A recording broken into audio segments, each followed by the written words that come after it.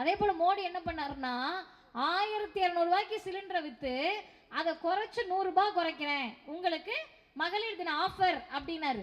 ஆனா இந்த முதல்வர் என்ன தெரியுமா பண்ணாரு? அடுப்படியிலேயே பொம்பளைங்க கடைசி வரைக்கும் இருக்கணும்னு நினைச்சுக்கிட்டு இருக்கியா?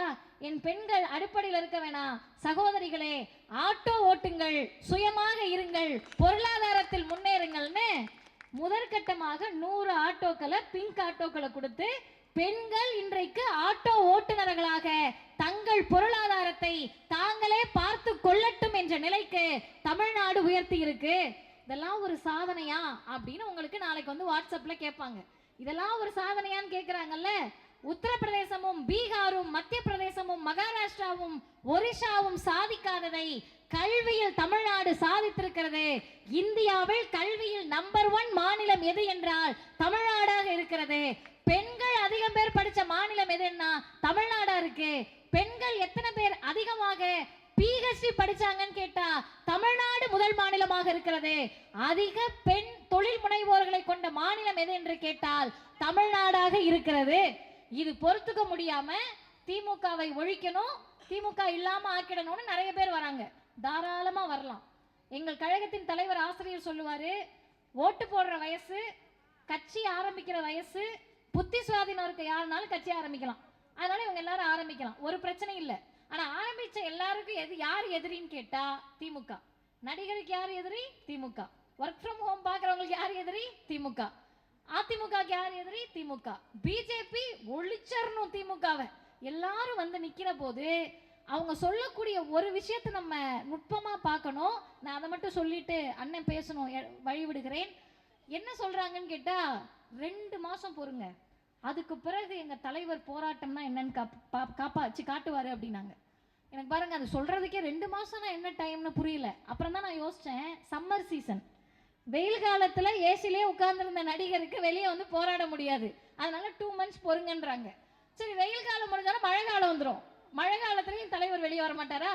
வெயில்ல வரமாட்டேன், மழையில வரமாட்டேன், ஆக மொத்தம் மக்களை நேரடியாக சந்திப்பதற்கு எனக்கு துணிச்சல் இல்லை, திராணி இல்லை, மக்களோடு நிற்க மாட்டேன், ஆனா நீ ஓட்ட மட்டும் எனக்கு போட்டு சிஎம் ஆக்கிடணும் அப்படின்னு சொல்லக்கூடியவர்களுக்கு மத்தியில் 2 நாட்களுக்கு முன்பு கூட திராவிட முன்னேற்ற கழகத்தின் சார்பில் 100 நாள் வேலை திட்டத்தில் தங்களுடைய வியர்வையை சிந்தி உழைக்கக்கூடிய, கடுமையாக உழைத்து அந்த காசை வச்சு வீட்டுல சோறு சமைத்து சாப்பிடக்கூடிய தொழிலாளர்களுக்கு, 100 நாள் வேலை பார்க்கக்கூடிய உழைப்பாளர்களுக்கு 4034 கோடி ரூபாயை மோடி அரசு நிறுத்தி வச்சிருக்கு, நிதி கொடுக்கல.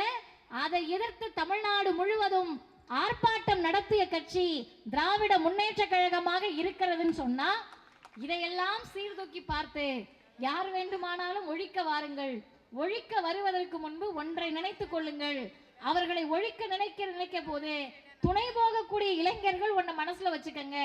திமுகவை ஒழிப்போம் என்று சொன்னால் முதல்வர் தரக்கூடிய மகளிர் உரிமை தொகையை ஒழிப்போம்னு அர்த்தம். திமுகவை ஒழிப்போம்னு சொன்னா தமிழ்நாட்டின் முதல்வர் தரக்கூடிய புதுமை பெண் திட்டத்தை ஒழிப்பாங்கன்னு அர்த்தம்.